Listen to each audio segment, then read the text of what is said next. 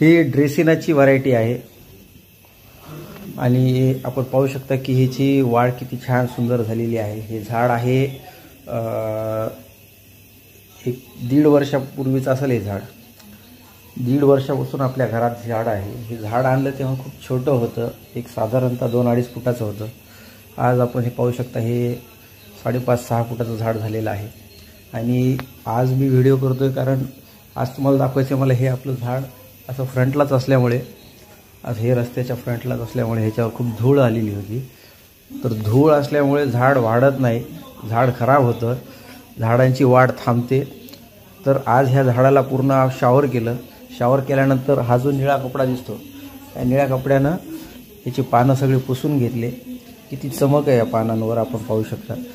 आता हे असं केल्यानंतर एक खूप झालं 4 ते 5 दिवसामध्ये ह्याला असे नवीन नवीन पानं यायला सुरू होतात।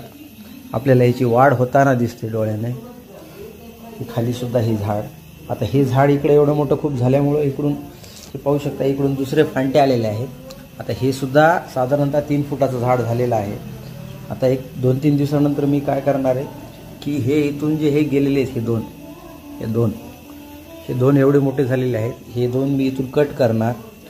इथून कट केल्यानंतर ह्या इथून कट करून हे झाड एवढं एका कुंड्यामध्ये लावणार। हे इथून कट करून हे झाड एका कुंड्यात लावणार आणि इथून ते हे इथपर्यंत जी जे स्टिक आहे ही स्टिक असे ह्याच्यात हे बघू शकता आपण, हे असे नॉड एरिया असतात, हे असे 1-2 नॉड एरिया आले पाहिजे असे एवढे कट करून वेगवेगळ्या कुंड्यामध्ये लावणार। वेगवेगळ्या कुंड्यामध्ये लावून याचं प्रोपोगेशन करणार आणि मग आपल्याकडे सुद्धा प्रोपोगेशन नंतर जे येतील ते येतील, पण सध्या असे हे एक आणि हे एक आणि हे एक असे 3 झाडं आपल्याकडं होणार आहेत आणि प्रोपोगेशन नंतर जवळपास त्याचे 7-8 झाडं होतील। हे झाड खूप सुंदर दिसतं म्हणून मी इथं येताना हे पायऱ्यातून उतरताना आणि पायऱ्या चढल्यानंतर एकदम फ्रंटला लावलेलं आहे। पण बघू शकता लाल पानं दिसतात ह्याचे आणि आकर्षक झाड वाटतं हे खूप। तर व्हिडिओला तर लाईक कराच आपण, पण चॅनलला सबस्क्राईब केलं नसेल तर अवश्य सबस्क्राईब करा।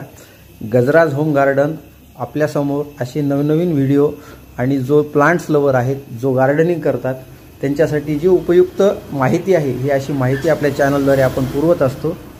तुर्तास थांबतो। जय हिंद, जय महाराष्ट्र।